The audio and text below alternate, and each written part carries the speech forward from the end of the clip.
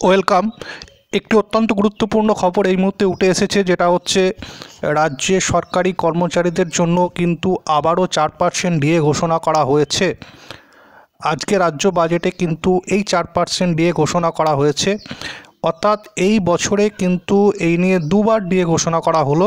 আপনারা জানেন যে ইতিমধ্যেই জানুয়ারি মাসে 4% ডিএ ঘোষণা করা হয়েছিল এবং সেই ডিএ কিন্তু ইতিমধ্যেই কার্যকর হয়েছে। আরও 4% ডিএ কিন্তু আজকে রাজ্য বাজেটে ঘোষণা করা হয়েছে এবং এই ডিএ আগামী মে মাস থেকে কার্যকর হবে বলে জানা যাচ্ছে।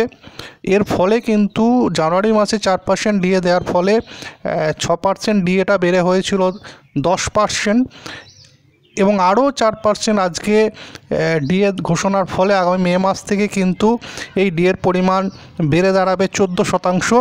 রাজ্য সরকারি কর্মচারীদের কাছে অত্যন্ত একটি গুরুত্বপূর্ণ খবর, কারণ আপনারা জানেন সুপ্রিম কোর্টে এই নিয়ে কিন্তু ডিএ নিয়ে মামলা হয়েছে এবং তার হিয়ারিং কিন্তু বেশ কয়েকবার পিছিয়ে গিয়েছে এবং সামগ্রিকভাবে ডিএ পাওয়ার বিষয়টি রাজ্য সরকারি কর্মচারীদের কাছে অত্যন্ত একটি গুরুত্বপূর্ণ বিষয়। আজকে এই 4% আরও ডিএ ঘোষণা হওয়ার খবরটি উঠে এসেছে এবং এটা আপনাদের সামনে তুলে ধরলাম। ধন্যবাদ।